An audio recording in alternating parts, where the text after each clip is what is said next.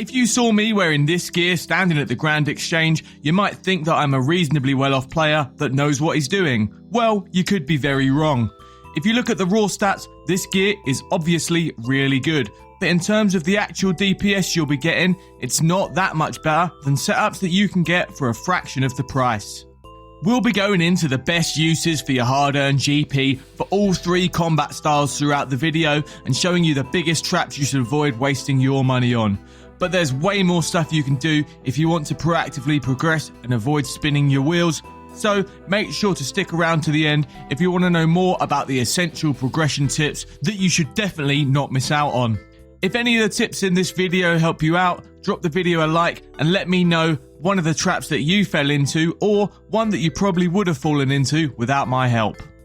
So let's get started. As I alluded to in the intro, every noob wants to be the dude in full Torva picking up all the E-datas at the Grand Exchange. If you've got billions of GP and you've maxed every other combat style, sure, this gear is probably worth it. But if you've got poverty gear for all of your other stats like mage and range, you'll need to sell that and upgrade elsewhere. Let's take a look at what you probably should have bought instead. I've priced up the max strength bonus on the screen right now. For around 1.2 bill, you can get 184 strength bonus. With 99 strength, potted and praying, that's a max hit of 59. I don't know about you, but that's a big dent in my wallet.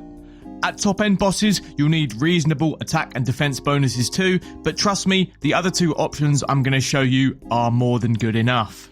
Let's look at a more achievable setup. This one still isn't cheap, but it's a reasonable middle ground. It's still pricey at 140 mil. Compared to the max setup, the attack bonuses have barely dipped at all.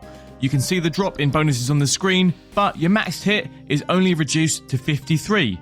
Yes, any DPS drop is going to make you a little less efficient, but do you really think 6 damage is going to be the difference on if you can kill a boss or not? There are plenty of bits of gear I can downgrade even on this setup. Prims would be the first to go, saving me over 30 mil. We could swap the Torture out for a Fury, saving me around 20 mil. Fighter Torso is free, that's another 30 mil save from the Bando's chestplate. Tassets can go too. Get some Dragon Legs on, they're like 400k, saving you another 15 to 20 mil. If we get down to the minimum setup, you can wear all of this gear for dirt cheap and still have reasonable bonuses that will crush through any Slayer task and have you boss ready for most melee encounters in the game. This entire setup is going to cost you less than 6 million coins. Its max hit is 51, that's only 2 less than the mid setup we just talked about. It's less than 10% of the price and less than 0.5% of the price of the max setup. Can you see now how the max gear is probably not worth that insane price? You can say the same about a lot of the ranged and mage gear too.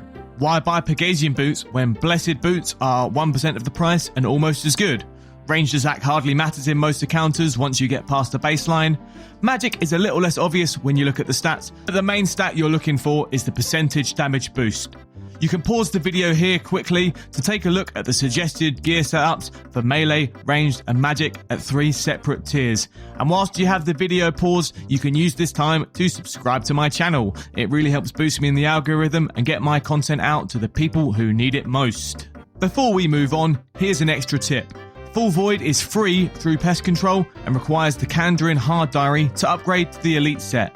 This is some of the best gear for learning new content as it gives you a huge damage boost and minimises the amount of switches that you need to make for bosses that require multiple combat styles. Some raiders won't even take learners unless they're in Full Void at Theatre of Blood. It really is a tried and tested learning method and a rite of passage for all endgame players.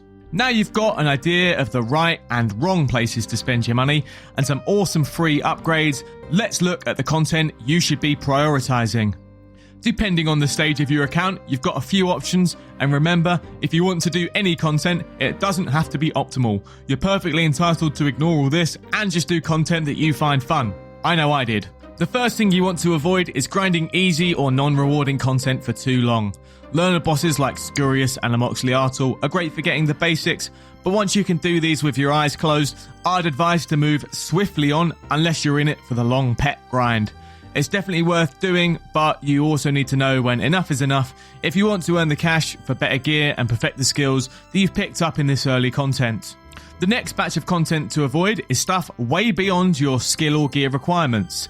If you're trying to run 700 invocation TOAs in full rune and you've never even killed Vorkath, maybe sort your priorities out a bit. Kick yourself up until you're at the minimum standard in the previous section of the guide and go from there. You might be asking, how am I going to earn all this GP to purchase the gear I need? Yeah, 6 mil isn't a lot in the grand scheme of things in the games, but if you're not there yet, what are you going to do? Tackling mid-game moneymakers like Vorkath, Zulrah and Perilous Moons are great for learning skills, and you don't need mental gear to do them. This content is going to teach you so many skills, and I've covered that in depth in one of my other videos. And I've got specific guides for each of these bosses, so make sure to check those out. All of these bosses have a steady stream of loot, and you're not reliant on a massive unique drop like you might be at some other endgame bosses. So you can predictably work out your GP per hour and not have your stats skewed by some elusive 100 mil drop that you're probably never going to get. I'm looking at you DT2 bosses. So now you've earned some cash and got your gear sorted, you're tackling the right bosses you need to progress your account. Here's the next major thing for mid-game players that they always forget about: making yourself a more efficient PVMer by training appropriate skills, completing quests, and taking part in mini-games. Completing quests speaks for itself. You can't kill Vorkath without completing Dragon Slayer 2, and the Forgotten Four are locked behind Desert Treasure. You might not have considered some of the useful gear upgrades from quests, Ava's device from range, God books, the Nezi helm and the Myth's cape. Mini-games offer a similar benefit. The Dragon Defender and the Fire Cape are essential melee upgrades locked behind mini-games. We've already talked about how useful Full Void is. It's easy for main accounts to get locked in on grinding effective GP per hour content, but sometimes it does benefit you to think like an Iron Man and focus on those massive game-changing unlocks that you can get for completely free. And you might be wondering, how do other skills play into this? What do they have to do with bossing? Train your agility. It'll save you on stamina potions in the long run and make your life way easier at bosses where you're running around all over the place. Construction is essential for easy teleports around the map and access to pools to restore your stats. Yeah, you could use the Ferox Enclave or someone else's house, but it's way easier to have everything in one place. There are plenty of other niche skills too, like mining. Speeding up one of the puzzle rooms in Tombs of Amascut is probably the most popular example. Don't sleep on the benefits of taking your eyes off of the PVM grind and focus on questing, skilling, achievement diaries, and mini-games. A lot of endgame players that you'll see on YouTube have a massive focus on bossing as they've already done all of this content, so it often gets skipped over on how pivotal it is for your account. So, what have we learnt today? Don't waste your time saving up for marginal upgrades, grinding bosses that you need to be insanely lucky to profit at, and never forget about the easy upgrades, useful gear, and other benefits from quests and minigames. Thanks for sticking around. I'll see you next time.